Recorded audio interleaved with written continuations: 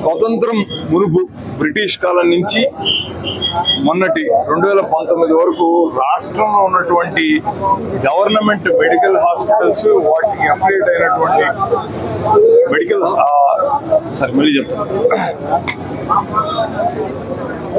స్వతంత్రం మునుపు బ్రిటిష్ కాలం నుంచి 2019 వరకు రాష్ట్రంలో ఉన్నటువంటి గవర్నమెంట్ హాస్పిటల్స్ వాటికి అఫిలియేట్ అయినటువంటి మెడికల్ కాలేజెస్ సంఖ్య కేవలం 12 మాత్రమే ఉండేటివి.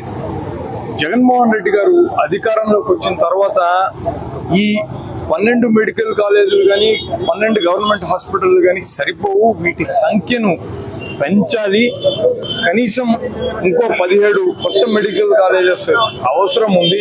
ఈ హాస్పిటల్స్ అన్ని కూడా వచ్చినట్లయితే ఆయా ప్రాంతాల్లో ఉన్నటువంటి పేద ప్రజలకు వైద్యం చాలా తక్కువ ఖర్చులో అందుబాటులో ఉంటుంది. వాళ్ళందరూ దూరావారంగా ఉన్నటువంటి జిల్లా కేంద్రాలకు పోయి కార్పొరేట్ హాస్పిటల్లో వైద్యం కోసం డబ్బులు ఖర్చు పెట్టి ఇబ్బంది పడాల్సినటువంటి పరిస్థితి ఉండకూడదు.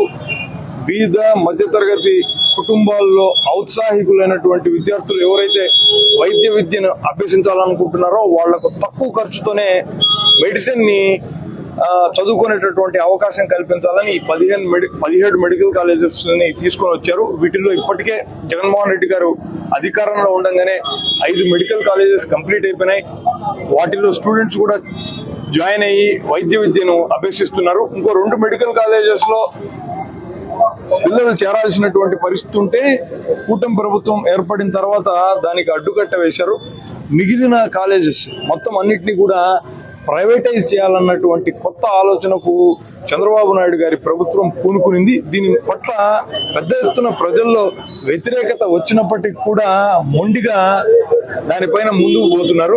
వైఎస్ఆర్ కాంగ్రెస్ పార్టీ ఒకటే కూటమి ప్రభుత్వాన్ని అడుగుతోంది, తక్కువ ఖర్చుతో వేల మంది విద్యార్థులు ఆంధ్ర రాష్ట్రం నుంచి వైద్య విద్యను అభ్యసించేటటువంటి పరిస్థితిని కల్పించాల్సినటువంటి బాధ్యత ప్రభుత్వం మీదే ఉంది. మీరు కొనసాగించండి. కేవలం 5,000 కోట్ల రూపాయలు ఖర్చు పెడితే చాలు, ఈ 17 మెడికల్ కాలేజెస్ పూర్తి స్థాయిలో ఉపయోగంలోకి వస్తాయి, ఎంతగానో మేలు జరుగుతుందని పదే పదే ప్రజల తరపున గొంతు విప్పినప్పటికీ కూడా ప్రభుత్వానికి చలనం రావట్లేదు. అదేదో దున్నపోతు మీద వర్షం కురిసినట్టుగా వాళ్ళు పట్టనట్టుగా ఉన్నారు. అందుకే రాష్ట్ర వ్యాప్తంగా వైఎస్ఆర్ కాంగ్రెస్ పార్టీ అధ్యక్షుల పిలుపు మేరకు ప్రతి నియోజకవర్గంలోనూ సంతకాలు సేకరించి గవర్నర్ గారికి 1 కోటి సంతకాలు సేకరించిన తర్వాత ఈ బిల్లుని ఏదైతే ప్రైవేటైజ్ చేయాలనుకుంటున్నారో దాన్ని అడ్డుకోవాల్సిందిగా గవర్నర్ గారిని కోరడం జరుగుతుంది.